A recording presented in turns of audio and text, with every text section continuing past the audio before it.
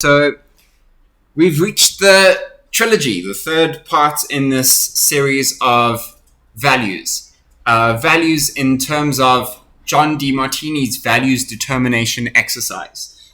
So if you haven't watched the previous two videos from yesterday and the day before, please do. It will give you a little bit more context, but it's not really crucial. You can very easily start from here. It's okay. Today I want to talk about the great work.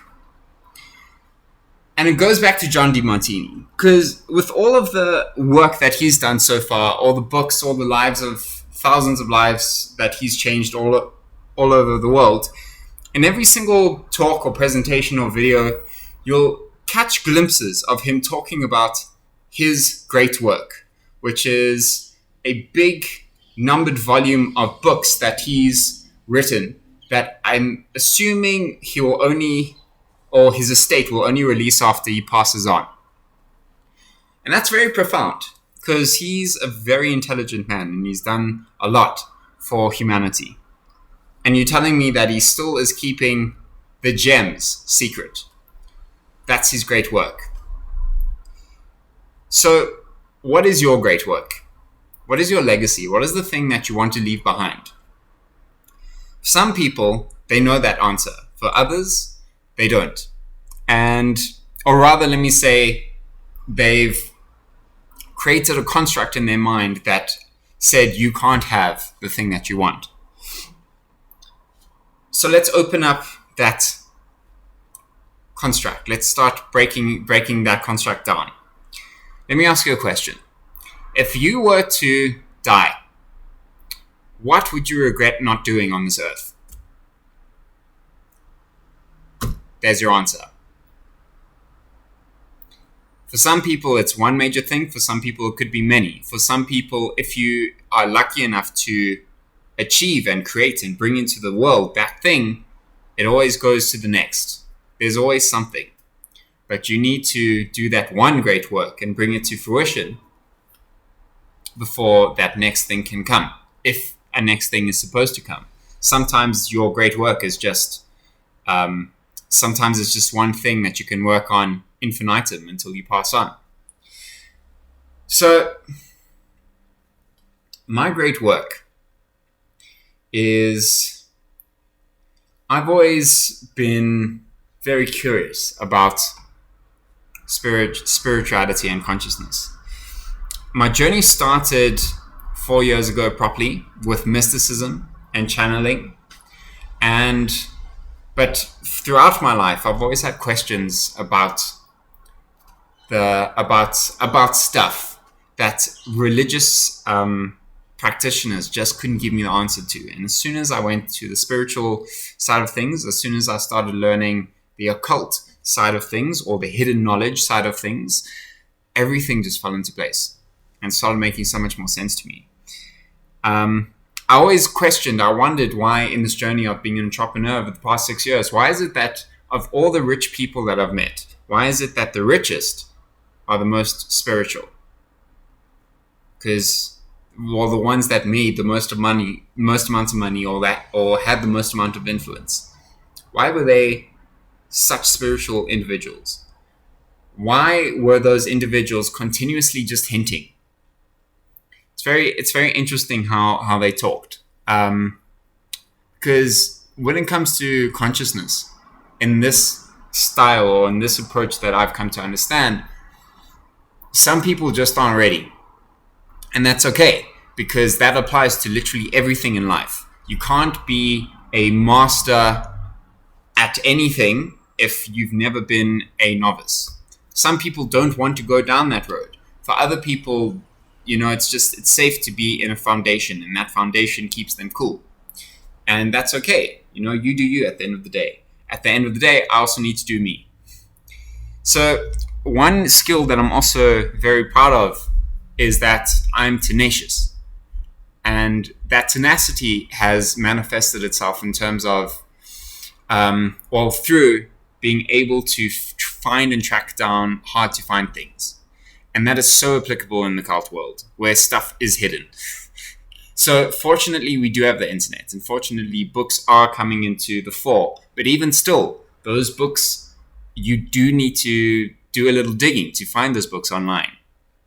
And then even still, when will somebody have the time to read them? And that's where I come in, because there's so much knowledge that I do not know and so much knowledge that I need to pursue. It's going to take so much time to read them. But nobody's doing an audiobook.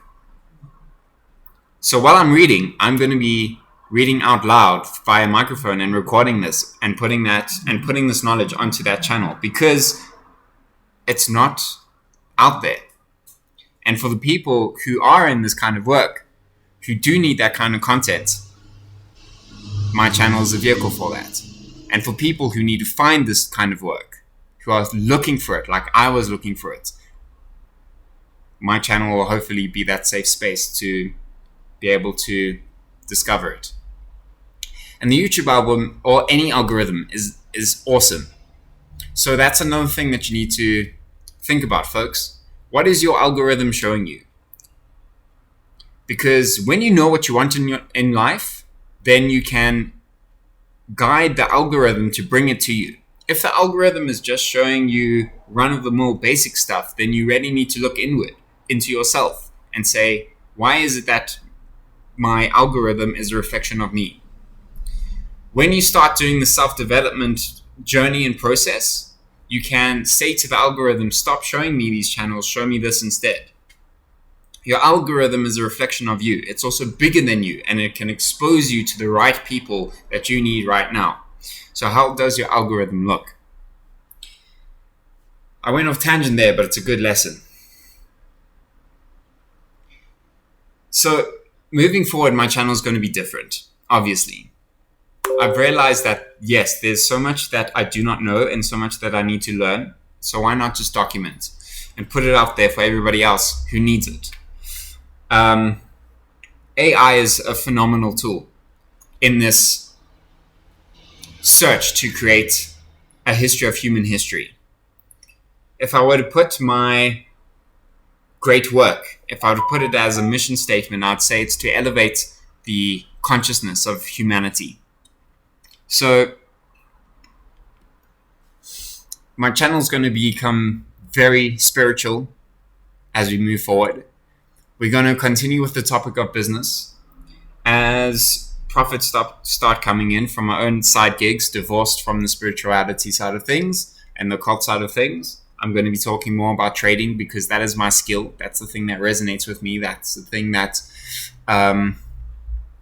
it makes sense, you know? What is that thing for you that just makes sense?